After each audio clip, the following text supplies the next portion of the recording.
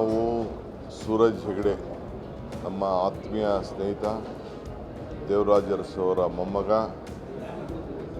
ಅವರು ನಮ್ಮ ಪಕ್ಷದ ಒಬ್ಬ ನಿಷ್ಠಾವಂತ ಕಾರ್ಯಕರ್ತ, ನನ್ನ ಜೊತೆ ಪದಾಧಿಕಾರಿ ಮತ್ತು ಗ್ಯಾರಂಟಿ ಸಮಿತಿಯ ಉಪಾಧ್ಯಕ್ಷರು. ಅವರಿಗೆ ರಾಜ್ಯ ಮಟ್ಟದ ಸಚಿವ ಸ್ಥಾನ ಕೂಡ ಅವರಿಗೆ ಕೊಟ್ಟಿತ್ತು.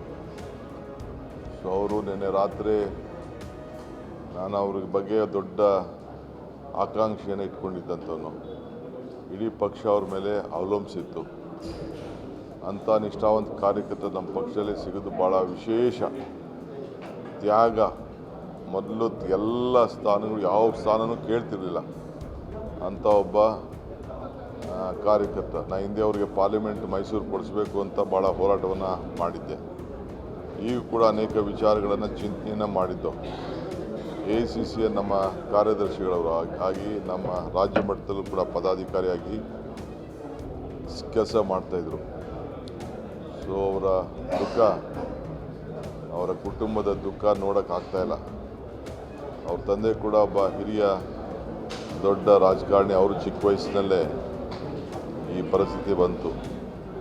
ಸೊ ನಾನು, ಪಕ್ಷ, ಸರ್ಕಾರ ಮೂರು ಜನನೂ ಕೂಡ ಪಕ್ಷ ಮತ್ತು ಸರ್ಕಾರ ಮತ್ತು ವೈಯಕ್ತಿಕವಾಗಿ ನಮ್ಮೆಲ್ಲರೂ ಕೂಡ ಭಾಳ ದುಃಖ ಉಂಟಾಗಿದೆ. ಕರ್ನಾಟಕ ಸರ್ಕಾರ ಅವ್ರಿಗೆ ಸರ್ಕಾರಿ ಗೌರವದೊಂದಿಗೆ ಅವರ ಕುಟುಂಬದವರು ಯಾವಾಗ ಅಂತಿಮ ನಮನ ಸಲ್ಲಿಸಬೇಕು ಅಂತೇಳಿ ತೀರ್ಮಾನ ಮಾಡ್ತಾರೋ ಆ ಗೌರವನ ಕೊಡುವಂಥ ಆದೇಶವನ್ನು ನಾನೀಗಾಗಲೇ ಚೀಫ್ ಸೆಕ್ರೆಟರಿ ಅವರಿಗೆ ತಿಳಿಸಿದ್ದೇನೆ. ನಾನು ಕೂಡ ಭಾಗಿಯಾಗ್ತೇನೆ.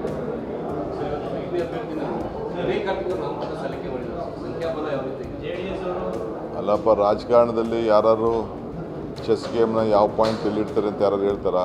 ಯಾರು ಹೇಳೋದಿಲ್ಲ. ನಡೀರಿ.